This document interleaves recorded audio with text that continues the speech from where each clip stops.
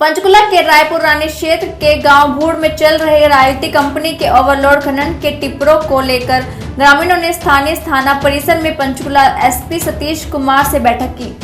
इस बैठक में ग्रामीणों की और गांव वासियों की समस्या को एसपी सतीश कुमार के सामने रखा।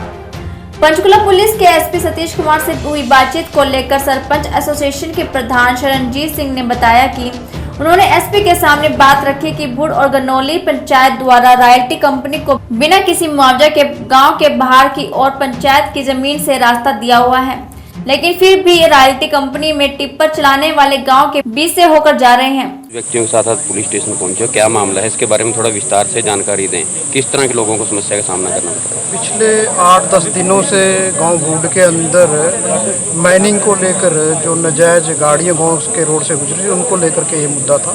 वहां गांव के अंदर 4 दिन पहले हमारे लगभग तकरीबन 15-16 पंचायतों के मौजूद आदमी वहां पे इकट्ठे हुए और इस समस्या को गंभीरता से लेते हुए पूरे इलाके के लोगों ने एक कमेटी गठित की है। और ये जो प्रॉब्लम है ये खाली एक गांव की नहीं है, मात्र इस रोड से जो ऊपर के 20-25 गांव जुड़े हुए हैं और फिर वहाँ पे +2 का स्कूल है, वहाँ पे बच्चों को लेकर भी ये सभी गांवों की समस्या है।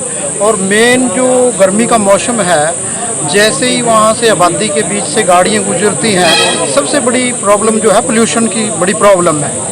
आप लोग तो देखते ही हैं, वैसे ही नहीं बाहर निकला जाता, लेकिन जैसे ही वहाँ से गाड़ियाँ गुजरती हैं तो डस्ट, एक तरह से खाना बनाना, ये और सब चीज़ें।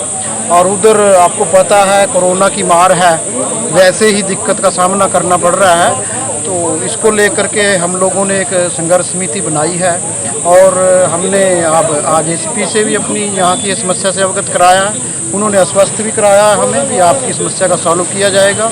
और मेरा तो आपके माध्यम से यही निवेदन है, सरकार से भी, प्रशासनिक अधिकारियों से भी इसको कोई किसी व्यक्ति विशेष में आकर के जनहित की जो प्रॉब्लम है इसको देखते हुए इसको जल्दी सॉर्ट आउट किया जाए, ताकि आम जनमानस को जो समस्या है वो तो है ही, और इस गर्मी के अंदर जैसे और लोग भी अगर वहाँ आकर के संघर्ष करना पड़ेगा तो ये भी अपने आप में एक बहुत बड़ी समस्या है। तो मैं तो इन्हीं शब्दों के साथ ये कहूँगा कि हमें पूरा विश्वास भी है सरकार जो है हमारी मांग को देखते हुए इसके ऊपर जल्दी एक्शन लेगी और इसके जो नाजायज गाड़ियाँ गांव से गुजर रही हैं वहाँ से बंद करा करके, और जो रास्ता सेपरेट इन लोगों को हमने दिया हुआ है ग्राम पंचायत द्वारा, वहाँ से इनको चलता है। किस मामले को लेकर आज जो है ग्रामीण यहाँ एकत्रित हुए हैं? क्या आज गांव भूड़ के समस्त ग्रामवासी और इलाके के मौजूद आदमी आज एसीपी पंचकुला ने यहाँ मीटिंग के लिए बुलाया गया था।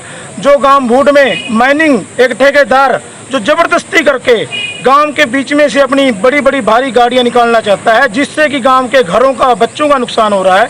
और आज सभी गांव वासियों ने और इलाका वासियों ने इकट्ठे होकर ठेकेदार से पहले भी प्रार्थना की कि अपनी गाड़ियों का जो बाहर से उसको रास्ता दिया गया है खेतों में से, वहाँ से निकाल, लेकिन वो जबरदस्ती और गुंडागर्दी दिखाते हुए सरकार के दबाव में आके वहाँ से गाड़ियाँ स्कूल के भी गांव के बीच में से गाड़ियाँ निकालना चाहता है। एक स्कूल है बच्चों का, वहाँ पे घर है और 12 फुट का सिर्फ रास्ता है, लेकिन वो जबरदस्ती गांव के बीच में से गाड़ियाँ निकालना चाहता है। आज संघर्ष समिति ने यहाँ एसीपी साहब से मीटिंग करके एसीपी साहब को सारी स्थिति से अवगत कराया और एसीपी साहब ने आश्वासन दिया कि जब तक आपकी समस्या का हल नहीं हो जाता वहाँ से गाड़ियाँ नहीं चलेंगी। जो उसको रास्ता खेतों में से दिया गया है वो भी हमारी पंचायत का रास्ता है, वहीं से वो गाड़ियाँ निकालेगा।